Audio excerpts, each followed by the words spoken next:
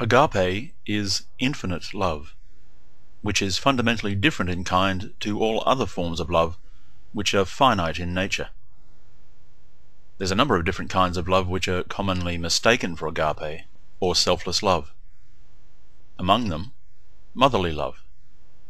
This kind of love is in fact finite in nature because it's limited to those people the mother feels motherly towards, and these few may exclude those most in need or most deserving of her love.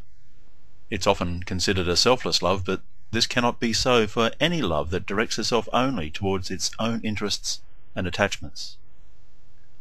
Another kind is poetic or romantic love.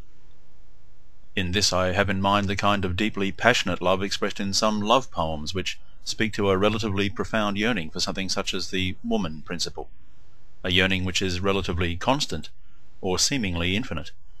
Yet this kind of love is also finite, because it seeks a particular thing, and is directed towards that thing, and necessarily away from all else.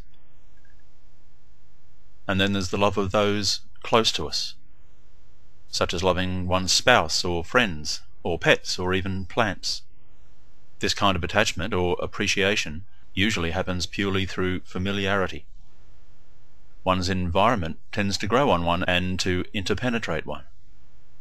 This kind of love feels infinite because it's all around you, but it too is truly finite because it does not extend to those things outside of one's immediate environment. And if there's a radical change in one's local environment, such as the death of every person one has ever met, then there is grief. Agape is different to all those mentioned because it is not directed towards any particular thing. It is not experienced as joy, as all other loves are, because it comes out of joy, which is to say that it comes out of an understanding or direct experience of reality. Agape is really an understanding of all things, and is hence identical to wisdom and compassion. It's not a desire or a need or a feeling towards some particular thing or concept. It is equal towards literally all things. It doesn't perceive more beauty in one place than in any other.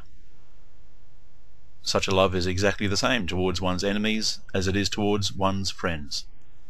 Both are understood the same and are experienced the same. It sees life and death as the same, but it understands all these things for the right reasons. In short, agape is a correct understanding.